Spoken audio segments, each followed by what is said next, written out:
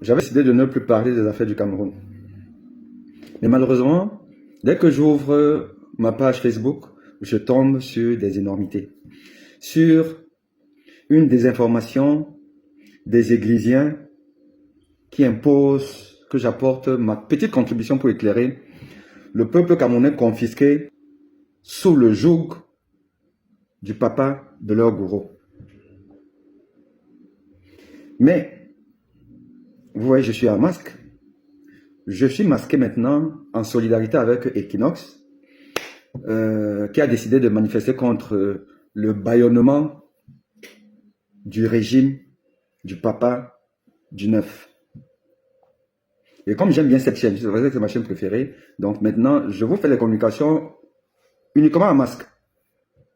Alors, je tombe aujourd'hui sur la publication d'un journaliste assez engagé, respecté, qui fait du bon boulot, qui est un panafricaniste, qui ne parle que de ça.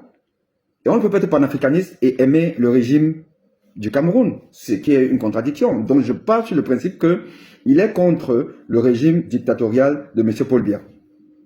Mais il adore Samuel Eto'o. Il y a quand même un petit paradoxe. Moi je dis toujours qu'on ne peut pas aimer le fils d'un dictateur. Ce n'est pas possible. Mais bon, vous savez, avec le béninois, il faut s'attendre à tout. Alors, le problème, c'est que dans cette polémique de j'ai marqué un triplé avant la 38e minute, et j'ai demandé au coach de me laisser partir pour une virée à Paris avec ses amis. Et comme personne ne voit cette performance dans le championnat italien. Les gars, j'en connais des mythos. Mais alors Samuel Eto'o, regardez cette vidéo. Et je vais te raconter autre chose. À l'Inter, une fois, je devais venir faire la fête à Paris avec des potes. Et j'ai dit à Leonardo, qui était mon entraîneur, je lui ai dit, écoute, Léo, l'Inaté fait à telle heure. À la 45e minute, j'aurais déjà marqué 3 buts. Débrouille-toi, vous allez défendre. 38e minute, j'avais déjà mis 3. Léo? Léo, il était mon coach. Mais que Eto'o a eu à faire au minimum un triplé avec Inter de Milan, mais il se trouve que c'était dans la Champions League contre le Werder de Brême. Werder de Brême, ce n'est pas Renaissance Club de Douala, c'est Werder de Brême. C'est-à-dire que c'est un club allemand. Et voilà ce que le journaliste nous sort comme preuve pour dire que il n'a pas fabulé, il a dit la vérité, c'était ça. Or, Crétou sait que lui-même il est en train de mentir déjà, que ce n'est pas de ça qu'Eto'o parlait. Parce que, justement, un journaliste, c'est quelqu'un qui a la ciboule, c'est quelqu'un qui discerne, c'est quelqu'un qui peut quand même se poser un certain nombre de questions. Vous voyez un footballeur professionnel, Eto'o en fut. Un footballeur professionnel sérieux, Eto'o fut un footballeur professionnel sérieux, sinon vous n'atteignez pas le niveau qu'il a atteint. Vous voyez un footballeur professionnel sérieux privilégier la Java nocturne dans un autre pays, prendre l'avion à un match de Champions League. Dites-moi un peu. Autre chose. Vous voyez un entraîneur sérieux. Encore, il faudrait même qu'on vérifie si c'est Leonardo qui était coach contre Werder de Brême. Vous voyez un entraîneur sérieux. Et les clubs comme Inter de Milan ne prennent pas n'importe qui. Vous voyez un entraîneur sérieux. Accepter, laisser partir son joueur à la fin, avant la fin du mi-temps, parce qu'il a marqué 3 buts.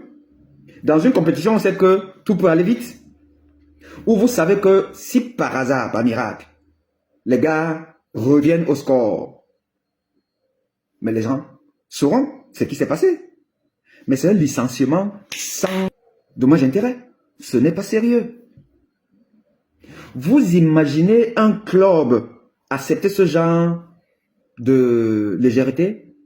Oui, on va me dire, Romain l'a fait au Barça. Donc il fallait voir quel était l'enjeu. Quel était l'enjeu? Est-ce que c'était un match de Champions League? Ce qui m'étonnerait.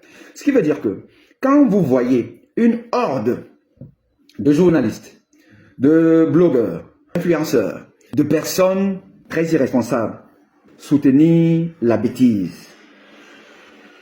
Soutenir la bêtise de quelqu'un qui a décidé que le papa qui est sur nos pestos depuis 42 ans.